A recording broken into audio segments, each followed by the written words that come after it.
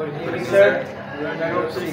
We are to report our topics about Kabiti, Madaini, first hand accounts, second hand accounts. But before that, we will introduce ourselves. and randomly, I'm Earl Siron. I'm Bert Basilisco. Kabitin mo din ni kakabitin mo din ni a significant event in the history of the early 17th century of colonial India. Involved a revolt by Portuguese controlled territory of Goa, specifically which took place in 1683 is notable for the various account of the incident, including first-hand and second-hand narrative. The mutiny represent both of internal dissatisfaction within the Portuguese colonial system and the broader geopolitical struggle during the height of Portuguese colonial in Asia. So, ang Cavite Mutiny ay isang malagang pangyayari sa saysayan noong ika-17 siglo. Sa panahong sinakop ng mga Portuguese ang ilang bahagi ng India. The Cavite Mutiny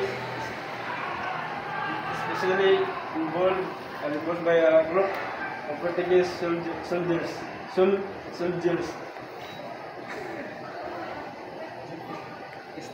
stationed in the fortress of Cavite, a key of military outpost in Goa.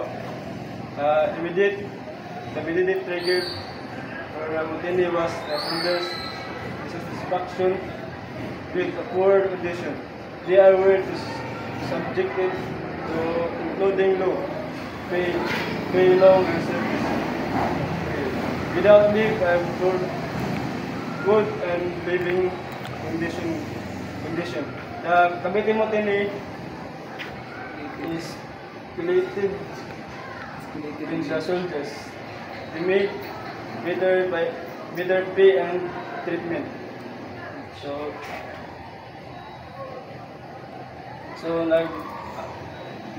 nag-alsa ang mga sundalong Portuguese na sa kota ng Cavite dahil hindi magandang kalagayan nila sa serbisyong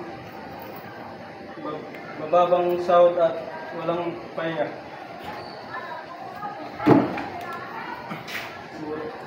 first-hand accounts of the Kabiti Mutiny are involved in understanding the direct experience of those involved in the revolt. This account often written by participants or eyewitness provide immediate and personal perspectives on events. However, the first-hand account of the Mutiny are scarce, and the details are often fragmented as they were written in the context of a larger, more complex colonial history. Ang mga first-hand accounts ay mga kwento mula sa mga taong mismong saksi o sakali na insidente sa kaso ng Cavite Mutiny. Kaunti lang ang mga ulat na ito at madalas ay putol-putol. One of the most important first-hand sources come from Portuguese chroniclers who documented the mutiny. These chroniclers were often close to the Portuguese authorities and provided detailed description of the soldiers' grievances. According to this account, the soldiers were not only desolation by their poor living condition, but also by the apparent disregard for their welfare by the Portuguese administration. The soldier complaints were compounded by the fact that many of them had been stationed in Goa for extended period away from their families and homeland. Isang malagang ulat ay mula sa mga manunulat o Portugis ay malapit sa pamamahalaan. Ayon sa kanila, labis ang galit ng mga sundalo, hindi lang dahil sa hirap buhay, kundi dahil sa mga pangakong hindi tinupad ng mga gobyerno. Nangako kasi ang mga opisyal ng mas maayos na kondisyon, pero hindi ito nangyayari. Dahil dito, nakaramdam ng paninindang ang mga sundalo.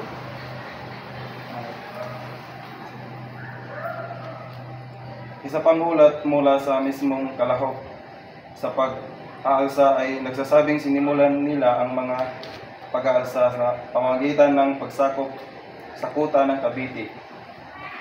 Nilalaban nila ang mga gwardya at nagbasikada sa loob. Hindi sila sumuko agad kahit nauwi ito ilang araw ng sagupaan. Dahil kulang ang mga unang ulat, kailangan umasa tayo sa mga second-hand sources or proseso para mabuo ang mga kwento. Second-hand account of the Cavite Mutiny are much more obtained, provide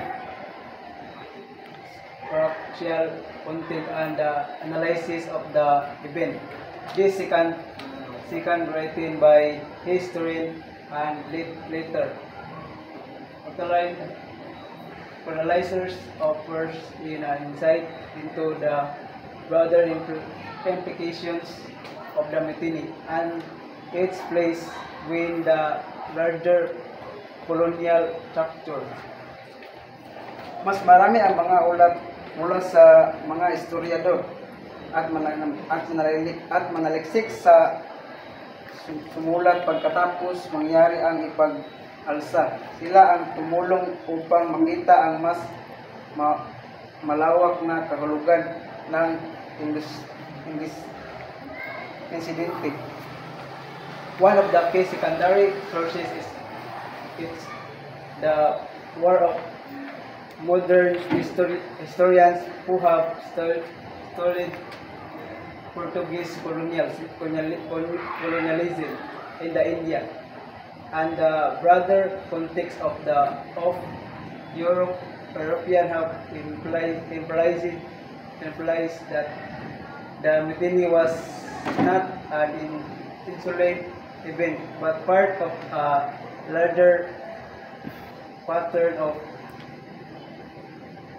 unrest among Portuguese soldiers in Guya and other colonial outposts.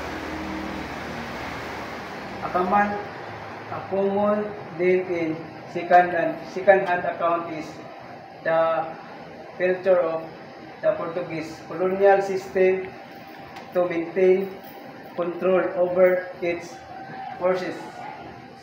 Scrolls point out that the mutiny was the reflection of the system issues within the Portuguese Empire for pay, lack of support for soldiers, and the absence of a strong local leadership structure created a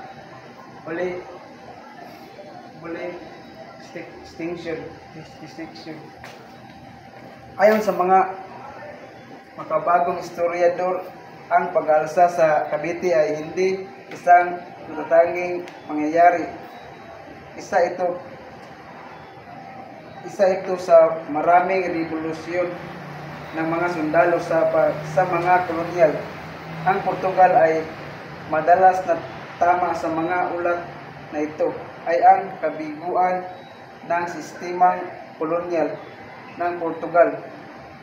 Mababang sahod at walang ng suporta para sa mga sundalo at mahinang pamumuno sa